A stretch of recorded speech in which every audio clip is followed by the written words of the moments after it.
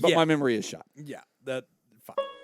I'm telling you, start a band, no drums, okay? Also, no instruments, kazoos, What do you think a kazoo is? and finger cymbals. How do cymbals feel about that? From Memphis, Las Vegas, Nevada. This is Pod Therapy. Real people, real problems, and real therapists. You can submit your questions anonymously at podtherapy.net or email us at podtherapyguys@gmail.com. Check out the Patreon version for all the behind-the-scenes stories of gosh. Sugar Cookie Seabiscuit. Yeah, the origination story. And now, broadcasting from the churn, that guy is Dr. Jim Jobin. I'm Nick Tangent. It's time for some Pod Therapy. Are you going through a midlife crisis? Would you like to commiserate with, I guess, just me? Patreon.com/therapy. You can hear all about Jim's actual midlife crisis and how I'm working through that. Jacob, you okay? I'm fine. Yeah, I'm you fine guys, too. You guys seem great. Actually, what we should do is Nick and I just need to go home and ask Laura and SJ if we have had midlife crises. Oh, that's how you should be doing it. We are probably the wrong Yeah, people yeah, to Yeah, ask. Yeah, Because the answer to that question might be absolutely. as SJ just points to a jet ski in the living room. Yes, you did. And like a stuffed wolf. Right. Oh, are you talking about the time Nick decided to take up small engine repair? Out of nowhere? Remember whenever you took that class in taxidermy? Yeah. Yeah, Remember when you bought this Traeger? falconry? You did falconry. Falconry. I do want a Traeger. Yeah. Of course you do. Yeah, I do want that.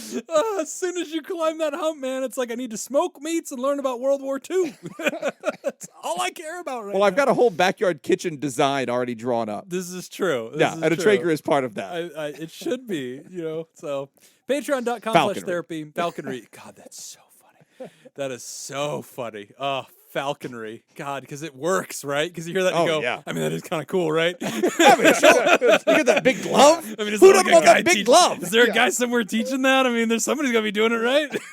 See, People don't learn it by themselves. my plan, though, is to start off small with an oven mitt and a pigeon. Yeah, you got to work your way up. Yeah, those Oh! falcons. Today, I went outside. So I've got a pond in my backyard with a bunch of Yes, you fish in do. it. Quite And fun. this time of year, the fish don't have to be fed very often. They get fed about once a week right now. I go outside, and there is a bird dead floating in my pond. Oh. But not any bird.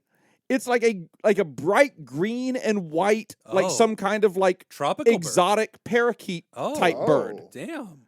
Like a pet. I believe it was someone's pet. Somebody's pet. Yeah. I believe this was someone's pet that got loose and ended up dying in my pond. Oh, Or damn. suicidal parakeet cult. Which leads us to our first Right. question. Job From anxiety. Parakeet. Tweet. Don't jump, parakeet. Job anxiety. Guys, I've been trying to overcome my mental block related to finding a new job. Some background. I'm a software developer for a public institution and have been there for about 10 years. My job has my family located in an economically depressed area with limited opportunities for my spouse, subpar schools for my kids, and just a general lack of interesting or fun things for us to do. This, coupled with a less than good pay, has left us in a somewhat stagnant position. I make enough to pay the bills, but I would make a good bit more just about anywhere else. We're currently just getting by, not saving, not working towards a better future.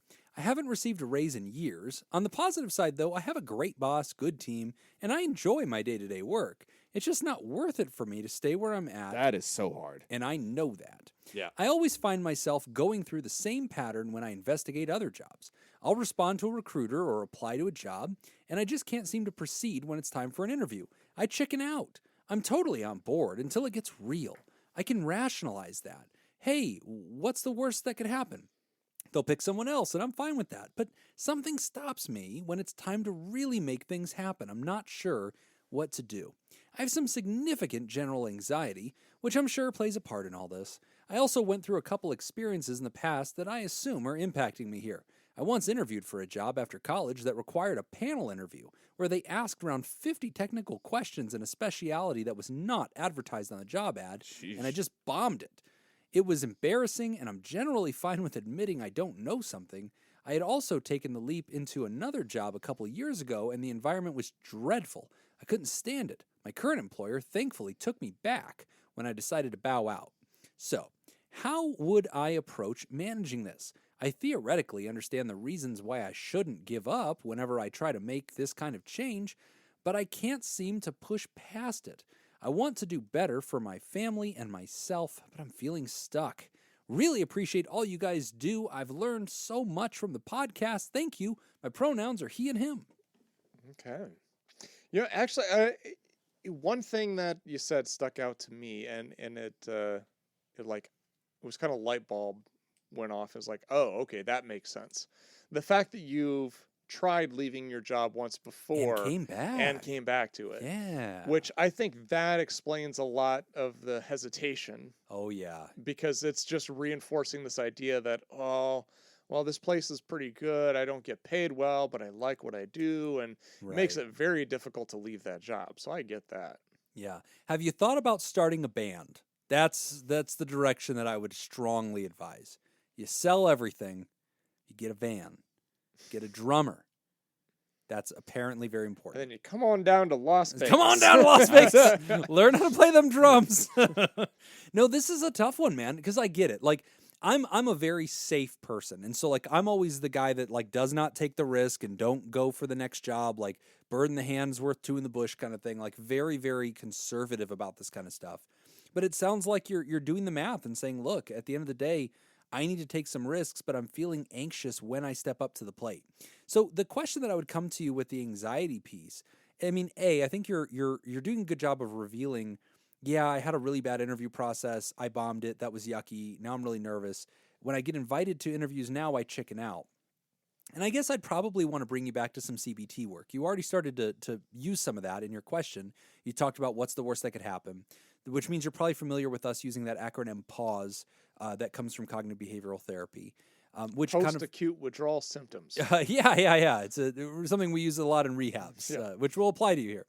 It has to do with 5 sets of questions that people use to kind of orient themselves to the size of a problem that's scaring them and kind of help them right-size the level of emotion that's coming toward them in that moment, which you already kind of highlighted one, asking yourself, hey, what's the worst that could happen? And like, could I survive that? Would that matter to me in 6 days? Would it matter in 6 months? What about 6 years? And just kind of orienting yourself to how scary the biggest, scariest thing is. And then asking the flip side, what's the best thing that could happen?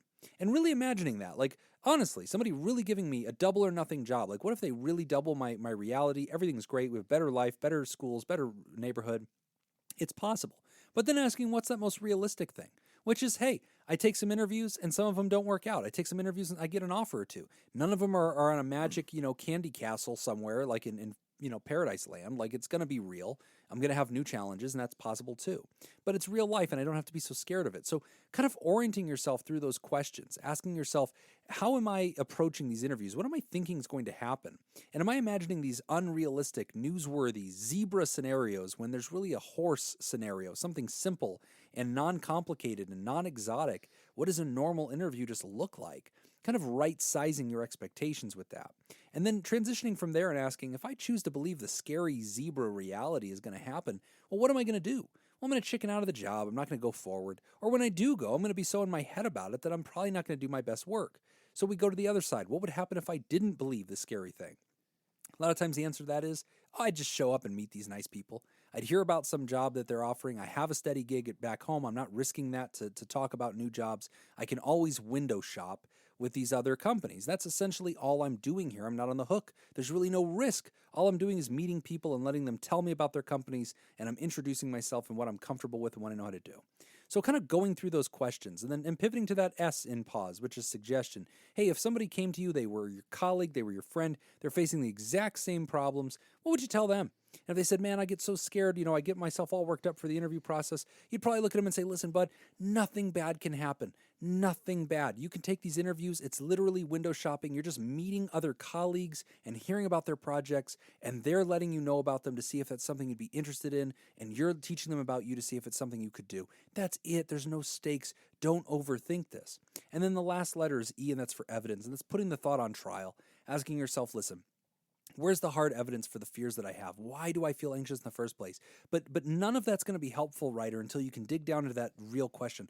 Why am I feeling anxious? What is, as Nick likes to say, the meaning of this? What does it mean to me to take this interview? Do I feel like I'm being disloyal to my company? Do I feel like I'm somehow risking what I've got? Do I feel like I'm being evaluated and like the essence of who I am is being put on trial to find out if I have any value?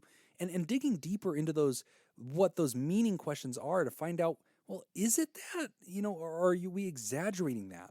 But only by drilling into it with some CBT work do I think you can really confront some of this anxious thinking and move beyond it to kind of take the next step in your life. For me, I think one of the biggest challenges, when we talk about the meaning, is that I would always give some kind of meaning like, well, they need me, and if I leave this job, I feel guilty.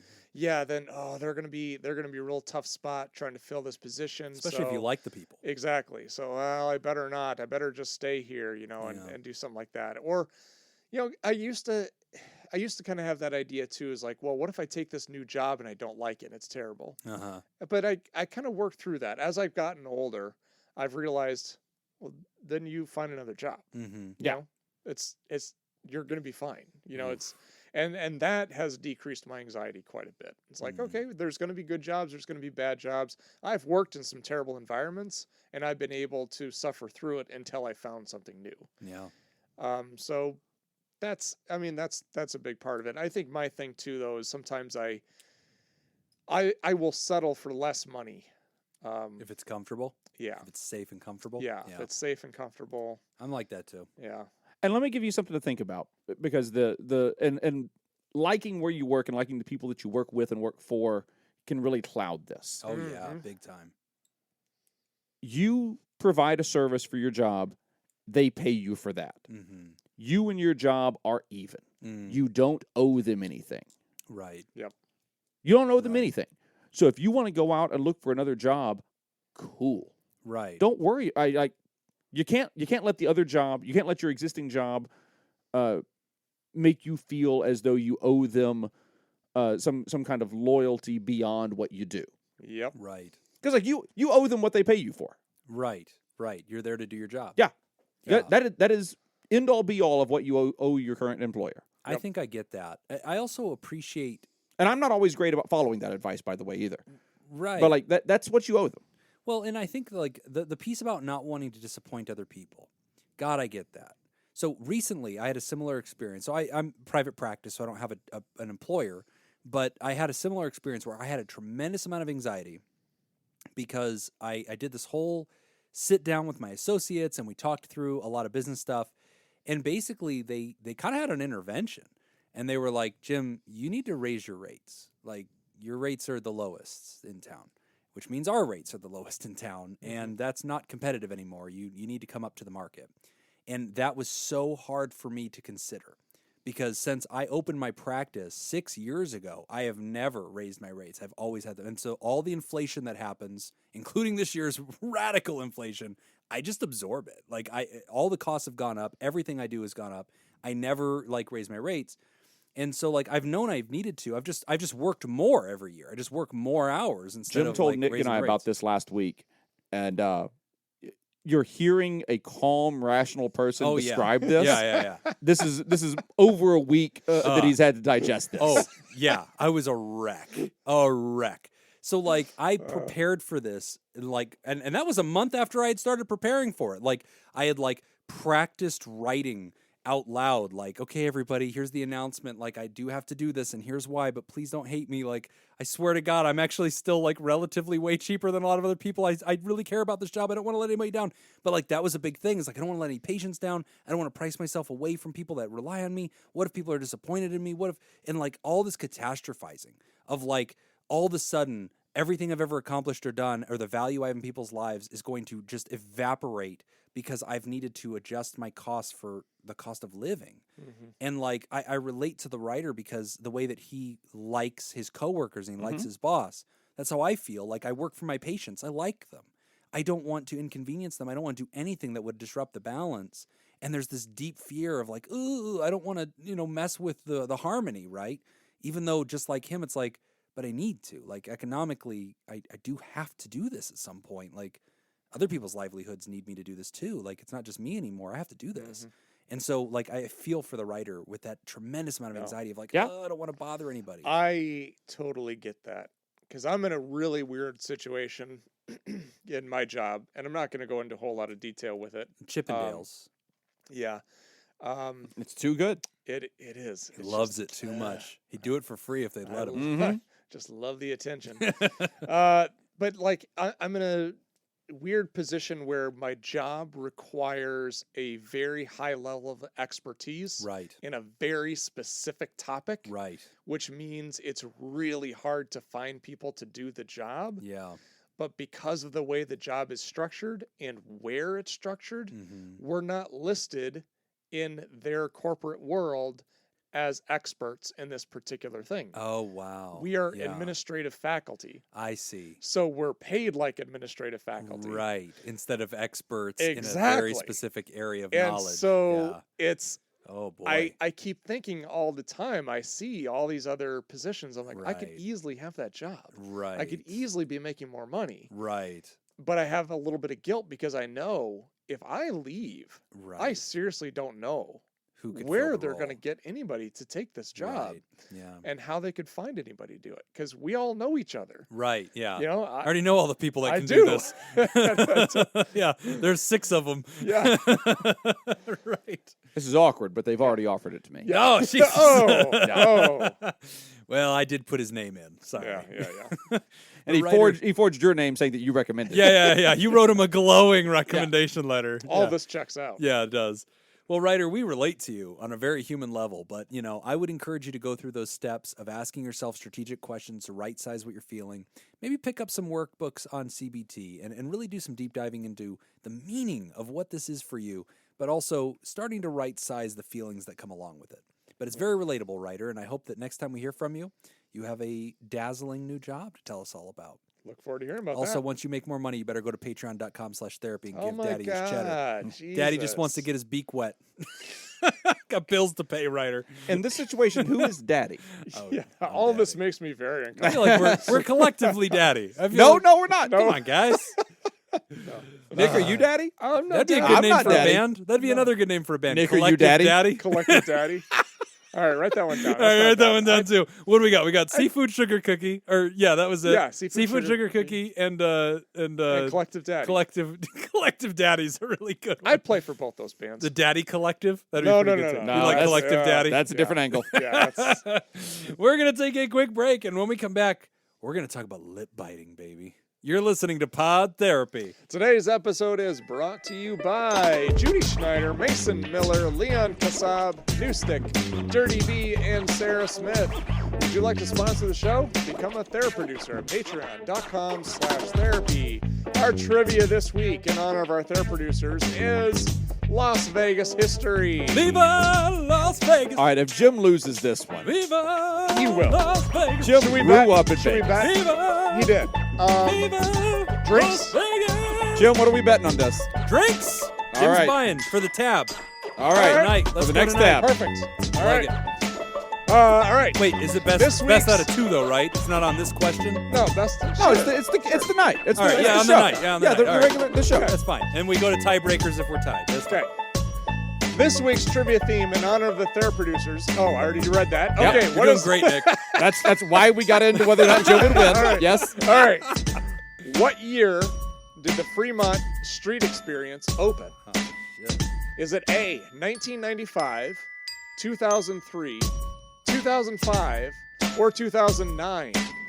All right. If you'd like to join the Theraproducers, go to patreon.com/therapy and sign up. So not what year was business first conducted on Fremont Street. Correct. The street The experience. Fremont so the Street canopy. Experience. You said 95, 03, 05, 05, and 09. 09.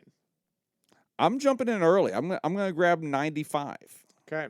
I'm taking A.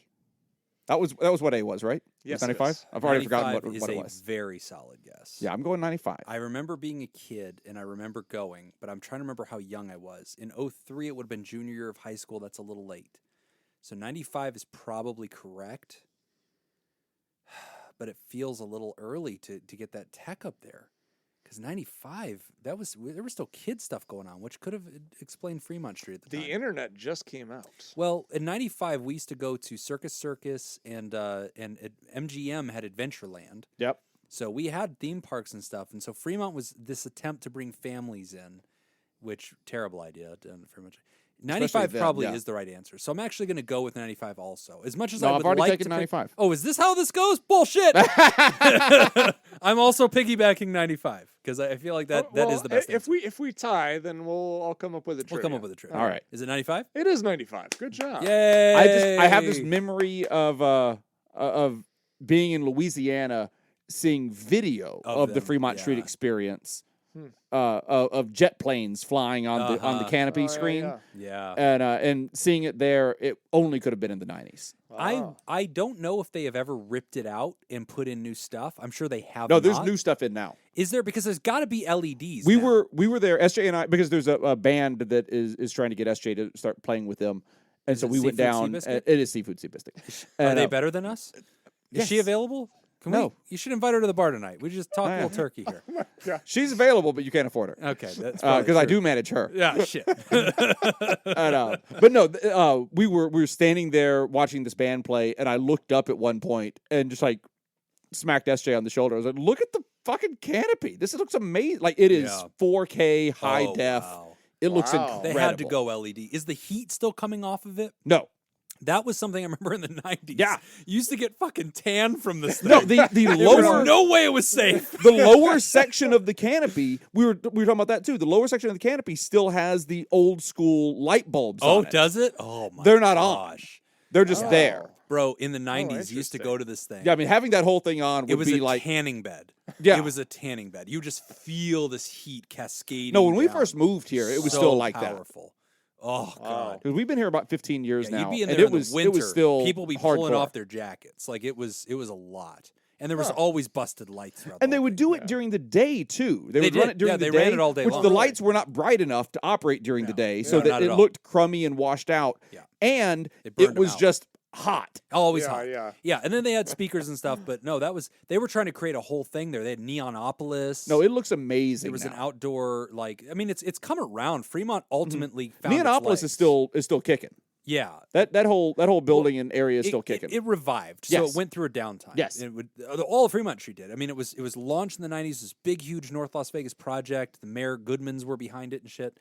And then the mayor's Goodman, the Mayor's Goodman. Yeah, seriously. Oh yeah, which we is have now how I questions. will refer to Oscar and Carolyn Goodman as also the be- mayor's Goodman. That'd be a good Quiet. band name, I think. The Mayor's Goodman. Lip biting from Tay. Dearest Nick, Jim, and Jacob. When I was in high school, I began to habitually bite the inside of my upper lip. Cut to 10 years later, and what was once a habit is now a compulsion.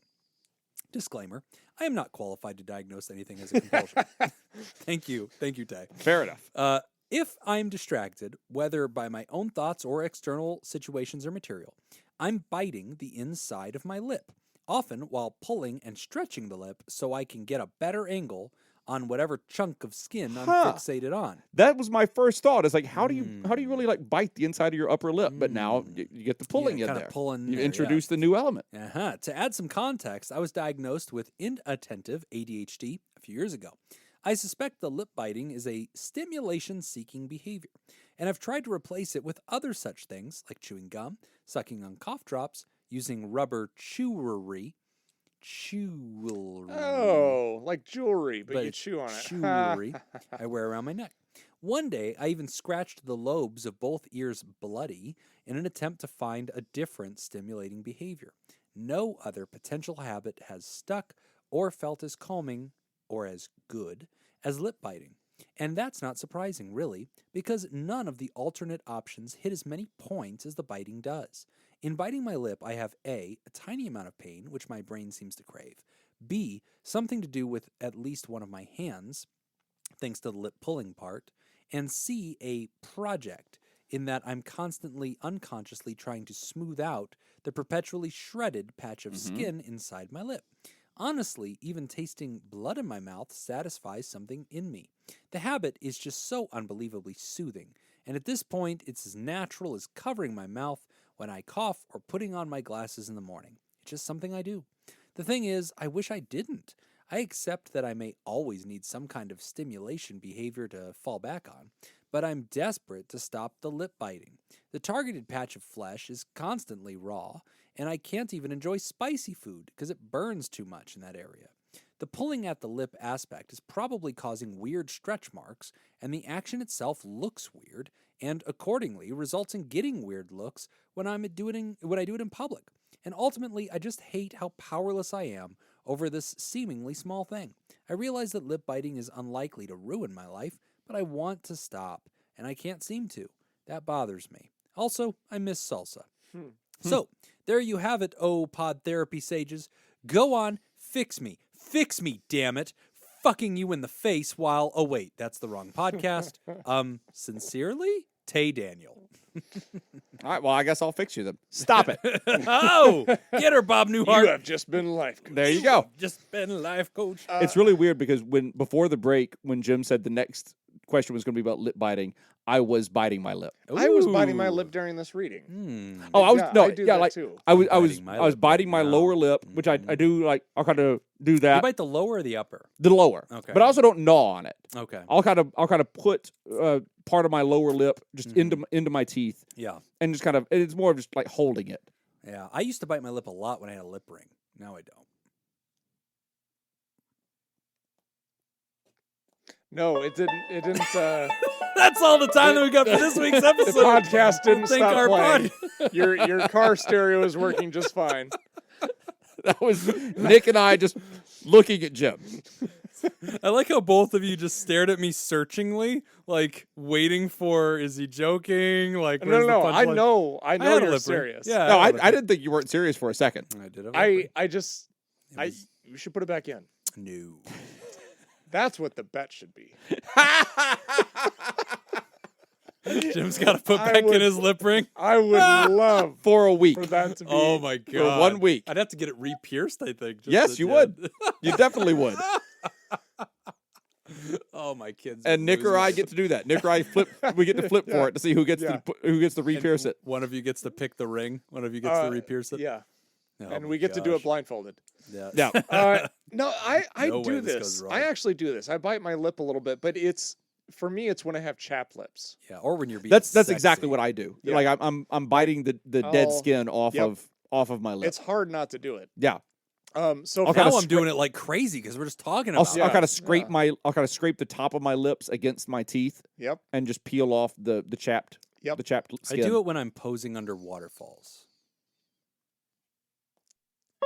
That's all the time we got for this week's session. We want to thank our landlords, Matt and Mattingly's Ice Cream Social Podcast. All right. No. And thanks to all of you who contributed to our show today. Really appreciate it. He's trying to so play I me wonder- off twice, Nick.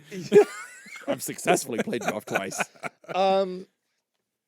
So I guess I don't know if I missed this. I know it's a subconscious thing. You're something you're not aware of. I'm wondering if you're aware of it, if you are able to stop. Well, he's pulling on the lip, so it sounds maybe not quite subconscious, but maybe not quite purposeful either. Well, Right. I like that the writer tried so many things, right? 'Cause, Yes. I mean, obviously, I want to be like, oh, replace, try alternatives, extinguishing behaviors. Like, they're trying everything. Like, I don't know what else to recommend. I mean, in my that next case. step would honestly be like a mouth guard. Have you tried smoking? Aha! I got Have it. you tried heroin? There's a way. Just pick up vaping. No, I mean honestly, like my next step would be like, let me put in a mouth guard yeah. and just let make me sure you don't do like it. try that for a week. Because it seems to me like this behavior is like Compulsive, soothing. you gotta just break it, and once you find a way to break it, then it'll be Yeah. easier to keep it gone. Rather than like the hardest part is just going to be that breaking of the pattern, right? When you were kids, did you Yeah, ever do I the mean- thing where you lick the corners of your lips and they get really chapped, like right there in that corner, like you keep like, and then like you like in the wintertime and it get like really chapped? No. Never happened to you? You start bleeding? Not that I remember. I don't think so. Don't know how I got these scars. Kept But- licking my lips. So like one of the Winter. big things like when we think of OCD, like somebody who's got OCD, bringing awareness to the issue does absolutely nothing, Right. right? Because it's not anything that they're doing subconsciously. It's a conscious thing, and they've got an obsessive thought. The compulsion is the behavior meant to relieve the obsessive thought. Now then, So in this sense, it doesn't seem like it's an obsessive thought. So I'm kind of thinking not necessarily just replacing it, but anything that you can do to become conscious of your lips so that's might be helpful. so when you're saying unconscious or conscious, like if I'm- if I'm doing that and you say, like, if I'm sitting over here biting my lip and you say to me, Jacob, you're biting your lip, stop that, and I go, oh, I didn't even realize I was biting my lip. Right. Yeah. You're considering that to be an unconscious Yeah. No, thing at that maybe, point? aware, maybe yeah. unconscious is not the right word. More Yeah. like awareness. Okay, great. Unaware. Okay. So being aware versus being unaware. Okay. That feels right. Yeah. Because I keep thinking of like, if you were, for me, I'm very aware when I've got like lip balm on Okay. or like, that. I like it when you wear Vaseline. that cherry. Yeah, I know Yeah. you do. Okay. That's why I wear it. If there's a lip balm that you just really don't like the taste of, Yeah. I mean, that's kind treat of yourself like a cat. like. Be like, oh, the cat keeps biting this thing. I'm going to spray some sour stuff on this thing, Yeah. and the cat will stop biting it. Because like whenever I put that stuff on my lips, when my lips are chapped, I'm very aware that it's there. Yeah. And so I'm wondering if maybe something like that, where you can continue to put something on your lips that you become aware of your lips, if that would help. I don't know. That's my thought. So, I mean, I guess I'm looking. I have this list called alternatives to self-harm behavior. This isn't very self-harmy, but I was just looking to see if there's anything interesting in there. Well, the original thought that I had too, he or she, sorry, I don't know the pronouns, There's talks no pronouns. for a second about like the tiny amount of pain Mhm. which That's the what brain made me seems to think. crave. And so you can experience discomfort without necessarily experiencing pain. Because I know one of the things that they used to do for cutting behavior is holding ice cubes. Ice cubes. On your forearms or something like Getting that. a little bit of a pain something that- sensation. yeah. Or the rubber band that either you lightly snap or you Yeah. pull and feel it pinch, the skin. And so like that's not a weird thing. And I think it's just a normal color that the human biology paints with. I mean, I would wonder about fidget spinners or maybe varieties of that kind of does a little bit of the hand stimulation because the writer reaches up and touches their face. I feel like that won't do it. No, Just because, like, if you're doing something with your hands at that point, this is no oral. now you're just concentrating on what you're doing on your hands. And if they're unaware, if they're doing it unaware, What about Yeah. a toothpick? Give them a toothpick. They could sit there and but I guess they want some pain. They're going to end up poking themselves. You don't want that. This is a hard one. I mean, It you is. could It's a could tough make one. yourself eat some spicy food every day. Cayenne pepper Yeah, lip I balm. thought about that You too. could just be like, every single day at noon, I'm gonna eat some like hot salsa. I'm gonna eat some chips and some hot salsa. And project. Maybe they tie cherry stems in their mouth. The more I think about it, the more I don't hate mouth guard.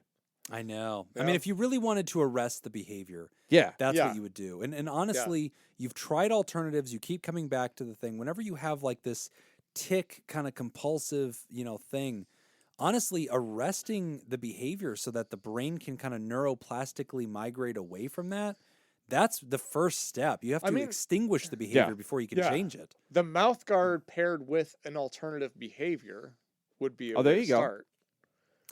Because Go the mouth buy guard keeps you teeth from doing straighteners. something, and then Yeah, go ahead and sign up for like Smile Direct Invisalign? Club Yeah. or Invisalign. Straighten out your smile, put those things in. You how's won't that be able going, by the way? I'm off and on with it. I gotta tell you, I read S- some scary things on the SJ internet. started doing Invisaligns after you started doing this. Did I inspire her? No, Oh, no, I don't think she knew that you had done it. I think I'm the only person that knew both of you were doing it. If Nick and I both walked up to the table, do you think that she'd know which one of us is Jim and which one of us is Nick? Probably, but she's good at that. Yeah. She's good at knowing, like meeting people and then remembering them. Oh, Jim's the handsome I am one, not, right? but That's what she she'd is say. very good at That's it. what she'd say. But I mean, like the changes that have happened to her and she probably started, I don't know, 2 months after you did, Okay. and the changes that have happened to her teeth in that time are noticeable. Oh, yeah. Wow. And No, she had they're good teeth great. already. Yeah. but like, No, it works. It definitely works. I got scared because I started reading some things about like people having bad experiences, and I was like, oh no. that's why you don't read. Yeah, why did you do that? I don't. You guys know I can't do stuff. because I see scary things. And then I mean, in immediately- fairness, Nick, he already wasn't doing it before he read the stuff. That's I was true. doing it at night. Yeah, he already wasn't doing Yeah. it correctly before. Yeah. Get Invisalign writer. That's the best I can do. Uh, Or put some cayenne pepper lip balm on. But and- I have a night guard that I wear at night to keep my teeth from grinding in my sleep. Yeah. yeah, I could definitely still bite. Like I could bite my cheek and my lips while wearing that. Okay. I'm thinking like a football mouth guard. Yeah. Did she do Invisalign or the? She did Invisalign. Oh, that's the nicer one. Yeah. Yeah. No, I think that actually might be a good place to start. Yeah, I'm I thinking mean, like a big fucking obvious Yeah. thing that you have to put in your mouth. Get the kind that has the hole in the front of it that you can still breathe through. Yeah. And I would really try that. I don't know what your job By is or that anything logic, like though, that. why doesn't the writers put duct tape on their face? Like that's a lot. Because that wouldn't work. Well, because all you're doing right now is, like you said, so we're agreeing with what you had said Yes. earlier. oh yeah, I'm very smart. Is- What did I say? Arresting the behavior. Yeah, no, I agree with you. Okay, good. I'm not We're gonna take a suggesting quick that break. the writer wear this for the rest of their life. I'm suggesting like a few days, maybe a week. The point is, That might I'm be right. all it takes. Everybody agrees with me. Let's end on that note. When we come back, we're taking a quick break, and when we come back, we're talking about living in a sexless marriage. You're listening to Pod Therapy. After Today's Dark. episode is brought to you by Judy Schneider, Mason Miller, Leon Kassab, Newstick, Dirty B, and Sarah Smith. Daddy Thank wants a you bar very tab much for paid. sponsoring the I think show. I know Sarah Smith. All right, this one you got to be on your toes on this one. I've been All crushing right. it already. This is not a multiple choice. You stole my answer earlier. You gotta Well, know I this one. agreed. All right. All right, this unincorporated township is located just south of proper Las Vegas, with the following borders. The northern border is Sahara Avenue. Oh shit! Eastern is Boulder Highway. The southern is Desert Inn. And the west is the railroad tracks just west of Sammy Davis. Fuck, I know it, but I'll let you go first because I'm a gentleman. If you'd I've like to lived here sponsor since the show, 92. go to I know it. TheraProducers. Become a TheraProducer at patreon.com/therapy. It's not Enterprise. Do you actually know it? I do. Okay. It's not Enterprise. Enterprise is where I live, which is further south than what was the southern border on that? It was Sahara or DI. Yeah. And Sahara was the northern border, right? Yeah. So Enterprise is south. Paradise is the strip. Yeah. Would that all be part of Paradise? Does Paradise go all the way over to Eastern? I don't think it does. I think Paradise is really just the strip. I don't know if I know any others. I know, right? But there's actually. I know several. there are several. I'm aware that there are several. Yeah. I'm not sure if I know any of the other names though. Yeah. I'm sure I've heard them. I'm sure as soon as somebody says it, I'll just be like, oh, it's that one. Yeah. It's Paradise. It is Paradise? I mean, that's about to be my answer It's because I don't Paradise. know another one. It is Paradise. Yeah. Now, All right. do you know what the other It townships is not are? Paradise. Exactly, you idiots. I definitely feel like I get the point on The that. answer is Sunrise. Sunrise Manor. It is not Sunrise Manor. That's even Enterprise. further east. Go because fuck yourself. Paradise is It is Paradise is not only the strip. Enterprise. I know it's not. I know it's not Enterprise. It's not Paradise. It's not Sunrise Manor. Union. What else is there? Winchester. Oh shit! I've lived here since '92. I feel like for the schmarminess, Jim owes the drinks on that one. That's not how it I works. think These were not so. the terms agreed to. Go fuck yourself. All right, I'll come up with a A a tiebreaker. tiebreaker. All right. Let's talk about sexless marriages. Hi, I'm having trouble with my marriage. We've been married for almost 10 years, but the passion has really decreased over the years, and even worse, our intimacy is on death's doorstep. I knew something was really wrong when I started having my dad's live-in healthcare aide about 2 years ago. It seemed started having my dad's live-in healthcare aide about 2 years ago. It seemed innocent at first, but now I think Wait, about... I'm confused by that sentence. I'll get it. Okay, so let me try to rephrase this. I knew something was really wrong when I started, let's say, thinking about my dad's live-in healthcare. Yeah, I think aide. there was a word. Having about- fantasies about. That's probably perhaps. right. yeah. Yeah, Okay. 2 years ago. Great. It seemed innocent at first, but now I think about her all the time. Not only that, but our sex life is almost non-existent. Last year, we had sex one time. I'm struggling particularly hard because I'm a therapist myself. I spend so much time out of my day helping others that I can't bring myself to spend more time in the office. But on the other end of things, shouldn't a therapist have the tools to work on their own marriage without another therapist? It's not just that, though. We tried marriage counseling once, and my wife ended up having an affair with our therapist. Oh, shit. Ouch. Okay. Fuck. It's okay. Well, there goes our go-to answer. Yeah, we're in deep shit. Okay, we tried marriage counseling once, and my wife ended up having an affair with our therapist. It scared me off the whole thing almost. Mm-hmm. We've seemed to get past that, and I'm hoping time will help. Then there's that I just don't feel heard in our marriage anymore. I try to be compassionate and understanding, but my wife doesn't seem to care. All she cares about is her dieting and social events. I enjoy our social standing as well, but she takes it a bit too far. Once, she flew out to New York City to go on a shopping spree without telling me. She was gone a whole day before calling. I looked frantically for her and even called the police before she got in touch and let me know she had left. She didn't even apologize and acted like I overreacted. Currently, we are separated, but still living together. I thought I should have known. I could go on, but at the end of the day, I'm just having the hardest time coming to grips with where I really believe the marriage will end up, which is divorce. I don't want to get a divorce, but I'm not sure what else to do. What do I do? I have to thank you guys for your show. My brother used to have an advice radio show. I always thought that was silly, but you guys really have helped me and made my days more brighter. Sincerely, Shook Up in Seattle. Whew. You're from Seattle, Yeah. and your brother used to have an advice radio show. Wait a minute. This is Niles Crane. Frasier. This is Niles It's Crane. Niles Niles Crane. Son of a bitch. It's a fictional person. Look up the plot. Look up the plot and make sure this isn't Niles. Okay. Wasn't that guy's name Niles? Yeah. Niles Okay. Crane. It's Niles. Yeah. I'm really impressed that I knew that name. Yeah, no, I couldn't think of it, but you Yeah. got it. All right. Yeah. All right. So game time. Yeah. The three of us, I think we can put our heads together. We can talk ourselves through this. We can come up with something. First of all, 'Kay. you're a therapist. Yeah. You're tired of being in the office after being around people and therapizing all day. You know, without us telling you, that if you're going to do this and make this happen, you know that you have to put the work in. Mm-hmm. So we're starting there. If it's going to work at all, you know that you have to put the work in. So none of this nonsense about like I don't know if I want to go to therapy and do the extra work, be in the office that extra time. You know this. Mm-hmm. So tough love on that one. You know that's what the part of this is going to take. Be it with a therapist or not, you know it's going to take work on your and your wife's part. Absolutely. And the comments, shouldn't a therapist have the tools to work on their own marriage? The tools may be one thing. Dentist has But the tools to work on awareness. his own teeth. Exactly. Yeah. No. Tiger Woods has a golf coach. Yeah. Right. Yeah. I mean, it's. I went to a therapist, and did my therapist say anything to me that was groundbreaking? Actually, yes, she did.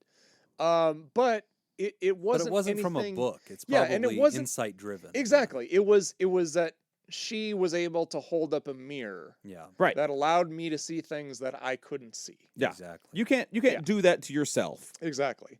And again, you know that. Right. You know that. We're just telling you things that you know at this point. Right. Yeah. There's a lot to this. So Seattle. And of course, if it's not clear, I'm doing tough love here. yeah. But it's from that place. It's from Yeah. that place of love. I hope that you say you've listened to us for a long time. I hope that you know that coming from me. Of course. Of course. And he's a therapist. Seattle can Yeah. take it. So, gosh, man, I guess my first thought is I'm really sorry to hear this. Yep. And I'm sorry for a lot of reasons. Obviously, we relate to you. You're in the profession. We understand that. And it is a really we don't talk a lot about the personal lives of therapists. Even on this show, which is in many ways supposed to be sort of an inside look at our lives, and we sort of submit ourselves as human subjects to help people get closer to getting help for themselves. But even in our desire to do that, we keep a good portion of our realities private. And you know, We obviously, I've been meaning to say this. Yeah. We don't talk enough about your marriage. thank you. Yeah, that's I think- yeah. We should do more of that. We should. Yeah. In So, fact, I'm just going to that's mute. where- I'm going I'm to not mute going Jim's in that microphone direction. for a while Yeah, now, yeah. and Nick and I are going to talk about his marriage. Yeah, that's fine. So I'm not going in that direction. I'm going in the direction of. Sorry, I misread Yeah, that. no, you definitely did. I'm going in the direction of we don't talk about, I think, the realities of being a therapist, and I guess I'll share this with a wider audience because Seattle knows this. So if we have any biases on the show where maybe we do fudge the truth sometimes, I think sometimes we're inclined to not fully reveal some of the struggles that come with our profession. And there's reasons for that. That's not the purpose of our show. You know, our show is not a living diary to expose our hearts and deal with our troubles. There are times when we reveal some things that are ancillary to our profession, but we don't choose to reveal that because we don't want anybody out there to feel discouraged from getting their own help, and we don't want this to be a distraction. But Seattle's a real human and a real therapist. And Seattle, you know, I hear your heart, and I relate in the sense that I know what it is to do so much work for other people and to be so in tune with their lives and so invested in their success. And yet at the same time, Seattle, we're real humans. In the beginning of this very show, I talked, you know, just with Jacob and Nick about going through a midlife crisis, something that I'm genuinely dealing with right now. And, you know, wasn't a lot of, you know, we had some fun with it, but like it's a real thing. So I like and I appreciate your letter because we don't have very many instances of this, of other professionals, I think in a very, very honest and transparent and emotional way, sharing how human we really are. Here we are. It reminds me of that poem, you know, water, water everywhere, not a drop to drink. We are behavioral change experts. We are the last line when people have hit that wall and they have no hope. They come to us, and we're the experts and the steady hand that gets them through these crises. But we are humans too. We have parenting troubles. We have marriage troubles. We have midlife crises. We experience anxiety. We experience depression.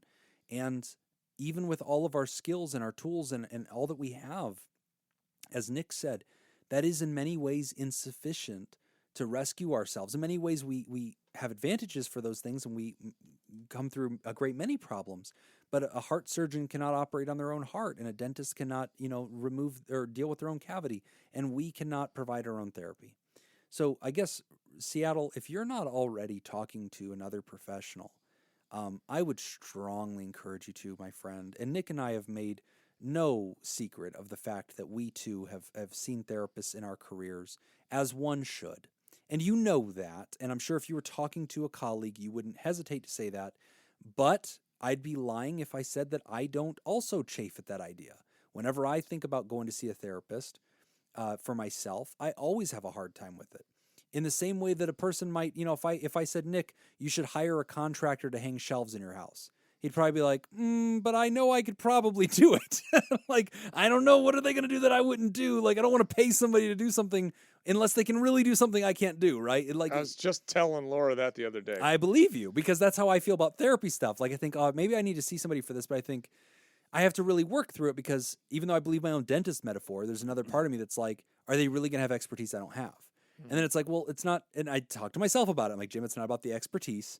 It's about the thing you can't do, right? You cannot be a mirror to yourself.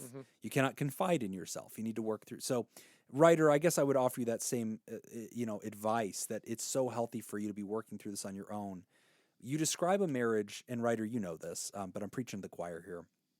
You describe dynamics that seem to really reflect some systemic challenges. And I don't mean that in systems theory language, since you're a shrink. I mean that in, there's some clear foundational problems here. It's not as simple as, boy, if we can get these folks doing some Gottman method, they're going to break through it. Or, boy, if we can get these folks doing conflict management, they're going to get through it. From what you describe with the brief amount of facts that you give us, I almost get the impression that your wife has already checked out. That she's, gallivanting across the country, spending money, not very interested in your opinion or the consequences of her actions. That doesn't bode well. It almost kind of seems like the writers checked out a little bit too. I get the impression that the I mean, writers, definitely you know. saying there's a lot missing, and I've stopped trying. Maybe Saying- not checked out, but maybe thrown their hands up Well, and said, yeah. like, what else am I supposed to do with this? At the end of the day, I'm having the hardest time coming to grips with where I really believe the marriage will Yeah. end up, which is a divorce. Yeah, But they don't want it to end up there. Right. they're fighting it. And so I don't know. I don't think checked out is right. I think giving up. Yeah, Yeah. yeah. And we've said before, not all relationships end with, both parties, dying in each other's arms when they're 150 years old. Right.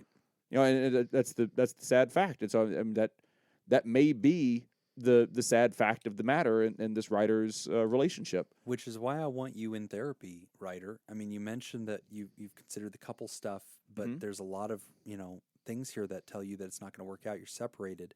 I never want to see couples end. I never want to see people take some kind of imaginary stand on some idea of justice, or they're like boycotting the other partner until the other partner tries harder, things like that. Yeah. I don't agree with that. It's just bullshit. Standing on ceremony. I want to see people get humble and get honest and sit down in counseling and try everything. But I'm taking it kind of at face value here that you've probably tried. And right now you're separated while living together, which is kind of a common phenomenon these days because real estate's so fucking expensive. And you've tried other things. That is tragic. It is tragic. Like, I have a people, lot of couples people are dealing with not this. financially able to separate. They cannot do Mhm. it. They cannot. And get their own sometimes you need place. some space. You do. Yeah. Sometimes you just need some goddamn space. There are so many families right now in this great real estate apocalypse that are doing exactly this. They Yeah. cannot afford to just go get an apartment and sign a 6-month lease Right. and take some time. Yeah. Can't do it. So they're stuck together, which means nothing really changes. They just continue this weird stalemate. So the number one advice, Seattle, that I would give you is I want you in therapy, colleague to colleague.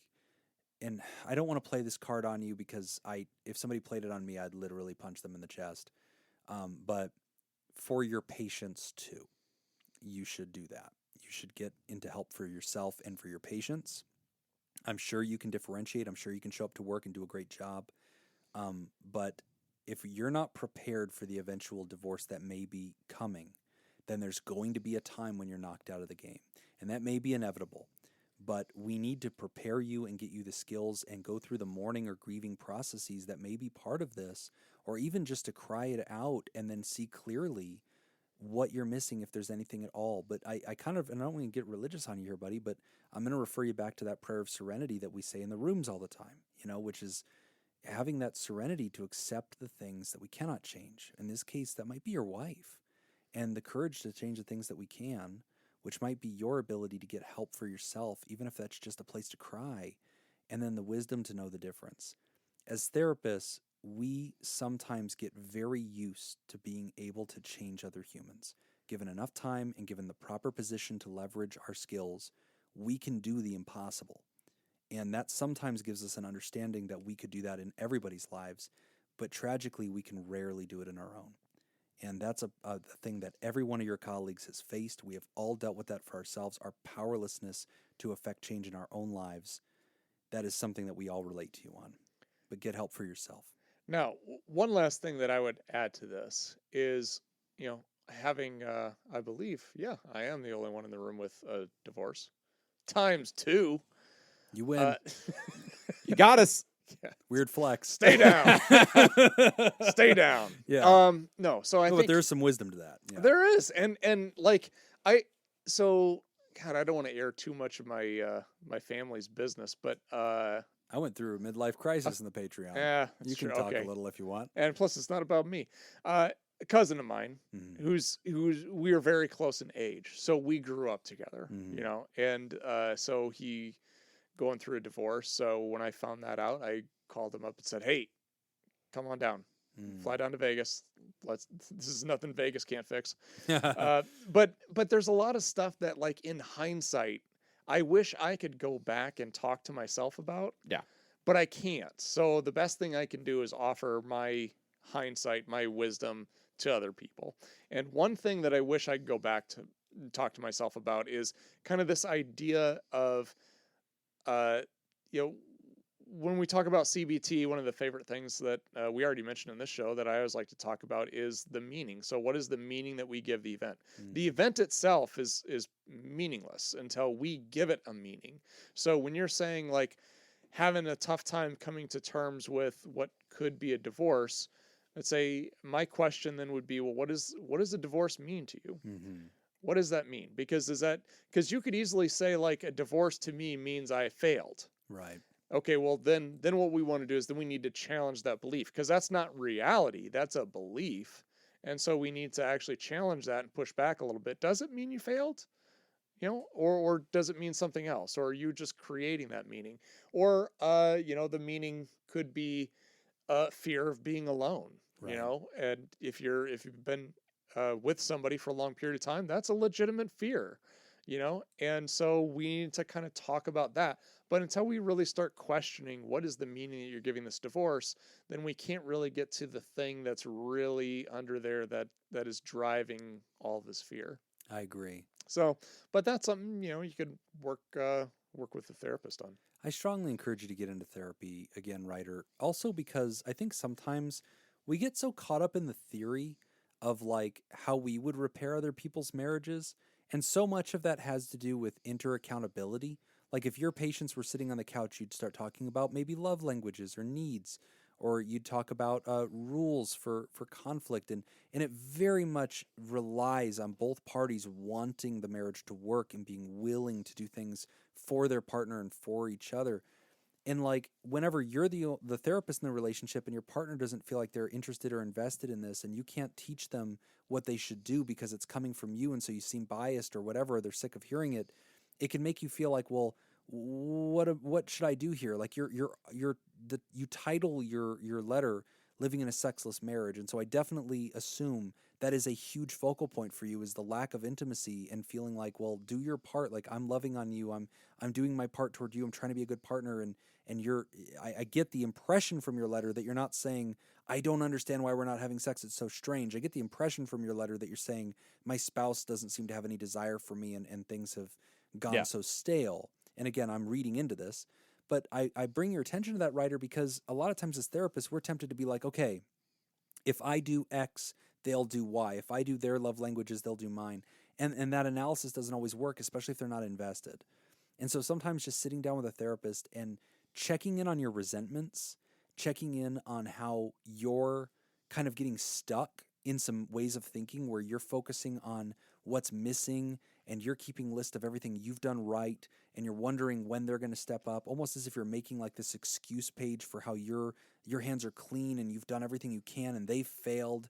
And like you're almost imagining, I think this is true of all therapists, we'll imagine ourselves somehow explaining ourselves to another therapist one day, like, look, I did this, that, and the other thing. And the other therapist going, you really did. Yeah, you did all the right things. Here's a little bit of insight that I came to the conclusion with my therapist about, which was really profound. I had never thought about this before, but I remember we were talking about in a session that we were having, where we were talking about how we as therapists, like our brains are kind of trained to believe that we have more control over situations than we really do. Absolutely. Because you go to school, you get all this practice, and you learn all of these techniques to communicate, and we communicate, we ask questions, we phrase questions a certain way to elicit a certain response.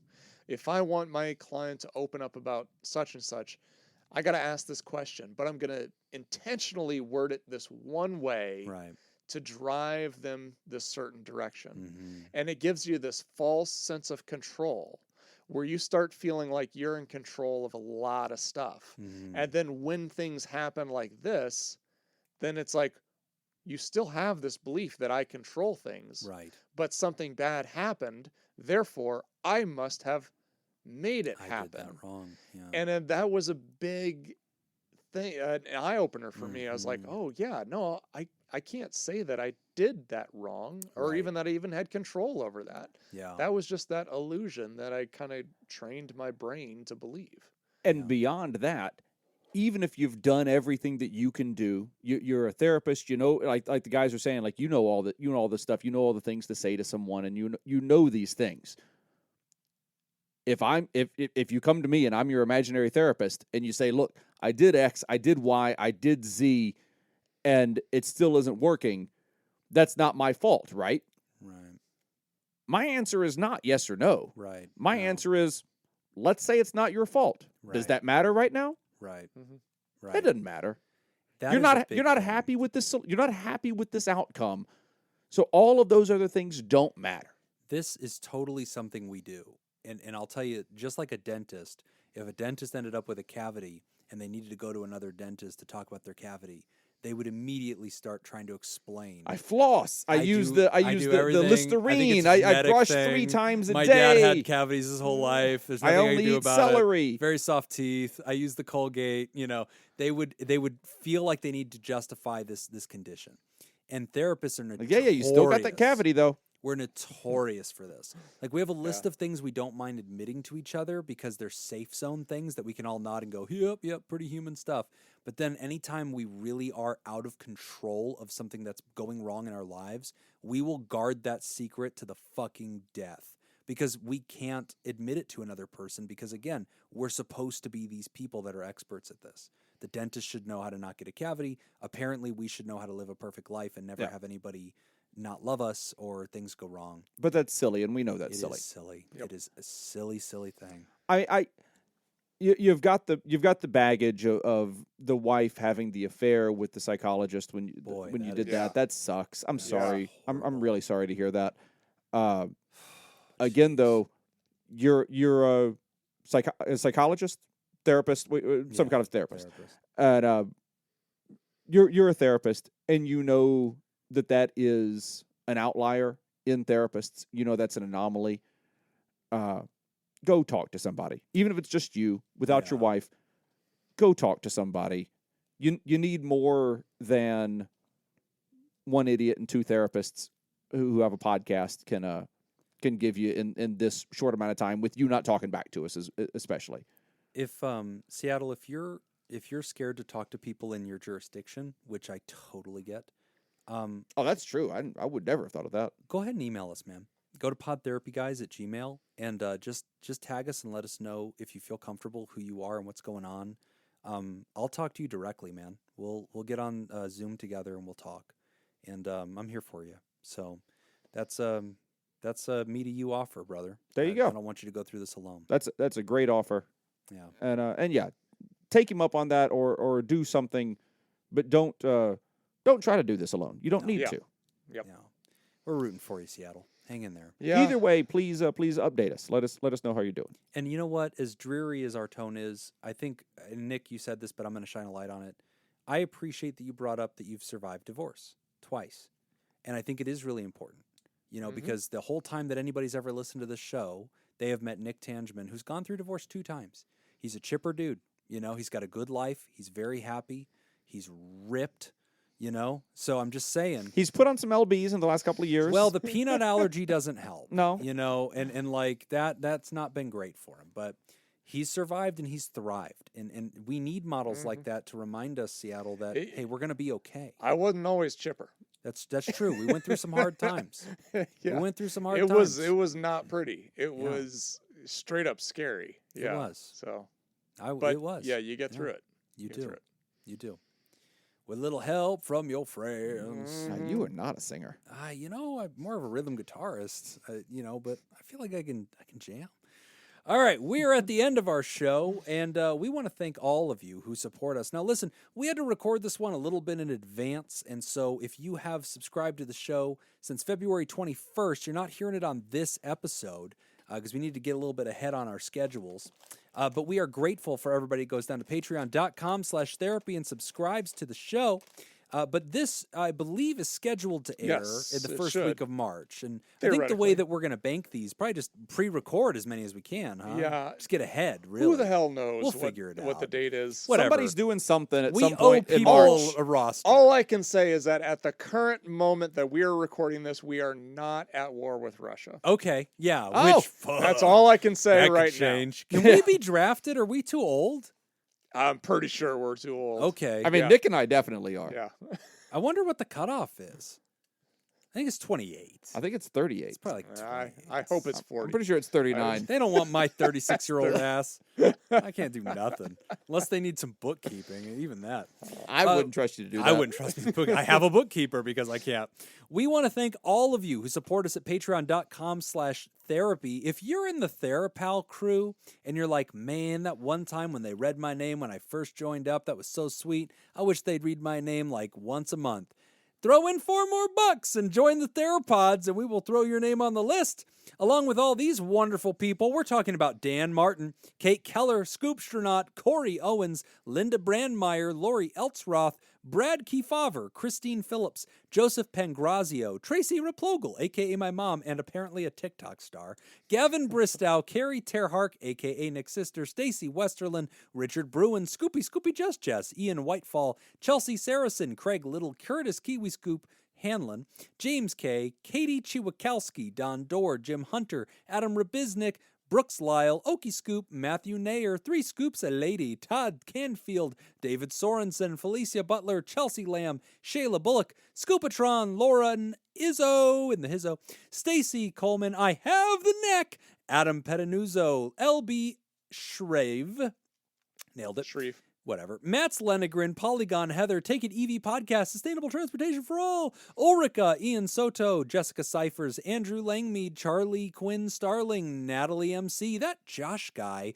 Kernapillar, Dr. Scoop, Little Mama Ninja Scoop, James Dawson, Colson Morrow, Jacob Harrington, Sean Daughtry, Amanda H., Grumpy Lake Mead Park Ranger, Sarah Olo, John Hanfelder, Kiana, Sam Buck, Megan Smith, Musa, Scoop NATO Bait, Kate with an I, Chris the Scoopless, What Weekend, Ethan Levine, Michael Maddenat, Some Nobody, and Lila. And we want to thank all of our Therodactyls, Ice Blue Scoop, Brian Lehman, Scott Brady, Fred Bashara Jr., Andrea Anderson, Champion. Lindsay Bashara, Robert Bashara, Ethan. Bashara, Yes. I Ethan, believe it's pronounced Robert. Robert Polson, Tess Miller, Slurpy Kaye, motherfucker. I know I pronounced that right. Never Frozen Cusser, Angie Ellis, Ryan Stewart, Scott Ashlock, Robert Ward, Chris, Sandra McWaffle, McAwful, McAuliffe. God damn it. Cy Shinone She's again. McAwful. She's lovely. Not a Scoop Solo Cody, Stephen L. Proctor, TKO, and Dank Butta. Dank Butta. And we especially want to thank our bosses, the elite, the Sacred 16, the mysterious and shrouded Illuminati members of the fan club, the Thera producers. Thank you, Smitty Scoop, Jake Schneider, Robert Brownie Jr. Mint, Kayla Lansbury, Judy Schneider, Nathan's Hot Dog Scoop, King of Student Loan Debt, Dr. Ben Don, Crazy Banana Scoop, Mason Miller, Carolyn Albert, Leon Kassab, Kevin Chamberlain, Malia, Richard Macy, Cindy Ash, Newstick, Lord Colin Stewart, Dirty B, Ben Stanley, Sammy Scoop, and Sarah Smith.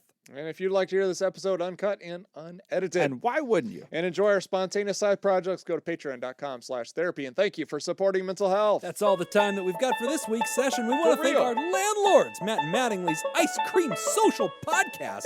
Thanks to those of you who contributed to our show today. We really appreciate it. Remember, pod therapy isn't something you should keep all to yourself, you selfish bastards. Share this episode with someone who needs it. Open the episode description in your podcast app. Copy and paste that link we provided in your social media. Don't forget, you can find us at facebook.com/podtherapy, on Twitter at PodTherapyGuys, and at patreon.com/therapy. If you want to submit a question to the show, ask anonymously at podtherapy.net or email us at podtherapyguys@gmail.com. I'm Nick Tangeman. I'm not buying drinks. We need a tiebreaker. Thanks, and we'll see you for your appointment next week. What's the Las Vegas tiebreaker? Okay, here Yeah. it is. What does Las All right. Vegas mean? We're going to go to... The Vegas. Shit, he's not wrong. I mean, technically, he's It's right.